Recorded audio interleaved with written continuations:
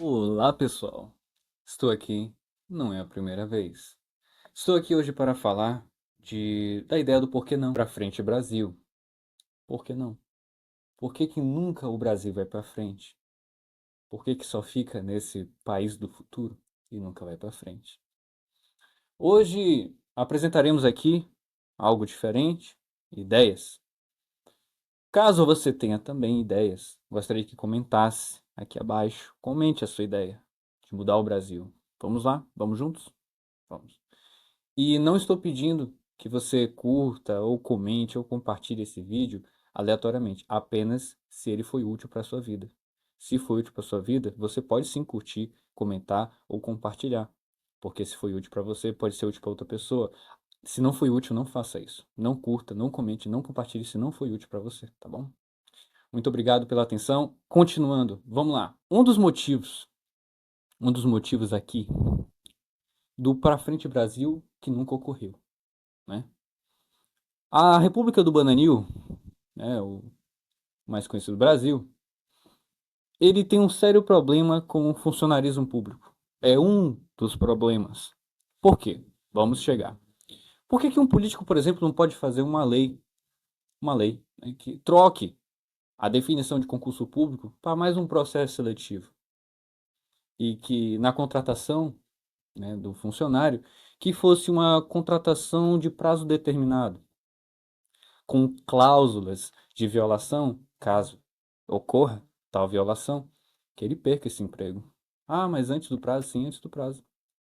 Se ele fez abuso de autoridade, improbidade administrativa, corrupção, se ele constrangeu algum cidadão mediante serviço, porque o cidadão poderia contratar esse tipo de serviço, não seria um tipo de serviço obrigado a ele aceitar, teriam empresas para fazer, por exemplo.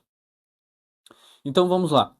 Um tipo de concurso barra processo seletivo seria possivelmente com temporário, prazo determinado, que poderia ser interrompido em caso de violação de cláusula contratual. Mas aí você me pergunta, poxa, mas como fica a questão da avaliação? Bom, a avaliação poderia medir a capacidade dele e o seu mérito, e não por indicação.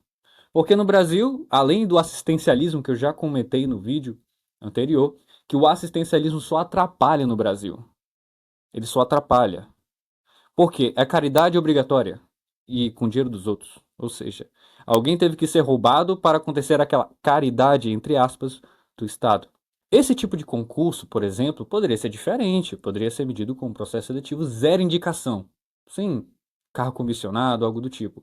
Por quê? Se você trabalha em alguma empresa, é porque você é útil para aquela empresa e você está servindo a alguém. E se você serve, você está produzindo.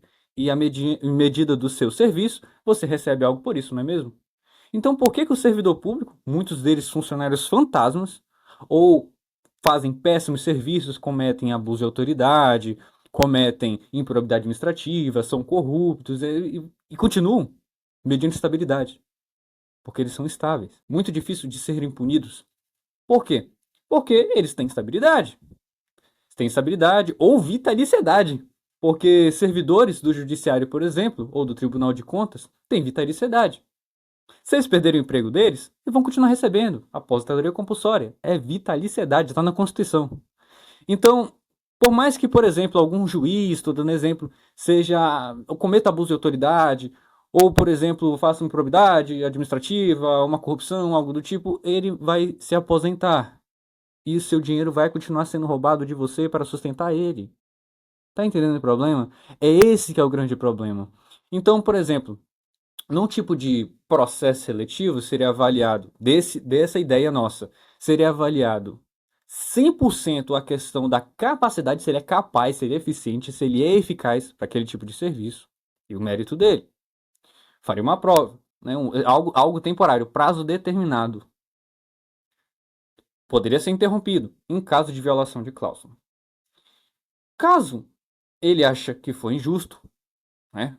Eu não interrompi o contrato, tá? O servidor específico acha injusto. Contrata um juiz arbitral. Por que que colocar na justiça? Até porque a justiça já reconheceu de que ela não é célere, de que ela não é rápida. E por isso tem as câmaras de arbitragem. Ambas as partes, o acusador e a defesa, contratam um juiz que ambas as partes concordem. Os dois lados estão concordando com aquele juiz, um juiz arbitral. Então, você contrata, faz esse tipo de contrato, e os dois pagam o mesmo valor. Estou dando exemplo, para haver uma imparcialidade no julgamento do juiz, né? Porque já que os dois concordam, os dois nunca viram um juiz na vida. Se eles não viram um juiz na vida, então, o que eles vão fazer? Eles vão pagar um mesmo valor. Por exemplo, um deu uma entrada de 200, 500 reais e o outro também tem que dar. Por quê? Isso pode estar vigente no contrato deles, isso, por que não? Né? Então, esse é um tipo de solução que as duas partes pagam o mesmo valor para ter um julgamento imparcial. Por exemplo, as custas de perícia seriam deles, de ambas as partes que estão litigando, que estão lutando para provar quem está certo ou não. Mas na justiça, quando acontece algo assim, dentro da própria justiça estatal, é a União que paga quando alguém é hipossuficiente. Entende? É o seu dinheiro que foi roubado que vai ser custeado para alguém. Para alguém prejudicar, muitas vezes prejudicar outra pessoa. Então, o nosso dinheiro, além dele ser roubado constantemente para sustentar a máfia e a elite estatal, muitas vezes, além de sustentar eles ficam rindo da sua cara quando você faz manifestação. Por isso que nunca tem um pra frente Brasil. Porque as pessoas ainda acreditam no governo. As pessoas ainda tendem a acreditar no governo e não vai acontecer isso. Não vai. O governo não vai lhe salvar. Quanto mais governo, mais ele esmaga. Quanto mais Estado, mais ele esmaga. Filhão, você tem que prestar atenção. Esse tipo de contrato que eu estou aqui propondo seria uma das boas soluções no funcionarismo público. Por quê? Porque ele teria medo, por exemplo, de maltratar o cidadão ao qual teve o serviço contratado. Porque ele sabe, se ele não for bom no serviço dele, ele vai violar a cláusula contratual. Se ele não for bom no seu serviço, ele sabe que não vai atender eficiência e eficácia. E assim ele vai tender a ter um serviço melhor. E, logicamente, o Estado tiraria o seu domínio de áreas do mercado. E assim teriam mais empresas, mais concorrências e um preço mais baixo, porque se torna algo mais competitivo. É o caso das empresas telefônicas. No Brasil, até um tempo atrás, nos tempos militares, tinha só basicamente uma companhia telefônica que mandava em tudo. Hoje em dia no Brasil existem outras operadoras e se tornou mais barato o serviço. Óbvio, tem competitividade. Tem maior livre mercado, não total, mas existe uma variedade e, logicamente, o preço melhora. Estou dando exemplo aqui de que serviços como esse seriam benéficos à população. Mas o Estado nunca vai admitir isso, porque ele quer mais poder, ele quer mais domínio sobre você. Então você que defende político A ou político B, você não está se salvando. Na verdade, você está pedindo mais Estado. Não, eu quero mais Estado para mim. Não, eu quero esse tipo de Estado para mim. Porque democracia é isso. É uma maioria que quer governar uma minoria. É baseada em opressão. A própria democracia gera pessoas mal intencionadas no poder. Por quê? Porque ele vai querer atender aquela maioria que quer mandar numa minoria. Aprenda uma coisa: todo socialista é um ditador em potencial. Por quê? Não importa os meios dele. Não importa se os meios para chegar ao fim, para chegar à ideia dele, sejam morais, imorais, ou que sejam justos ou injustos. Tem que chegar ao fim, que é todo mundo igual. Sim, todo mundo igual passando fome. Eu estou dando exemplo desse tipo de socialismo que é, logicamente, a centralização de Estado, como no próprio livro do Marx, que eu mostrei a vocês. Nesse livro mostra que o trabalho é obrigatório, traduzindo, escravidão. Então, porque você pode muito bem produzir com o dinheiro que você ganhou.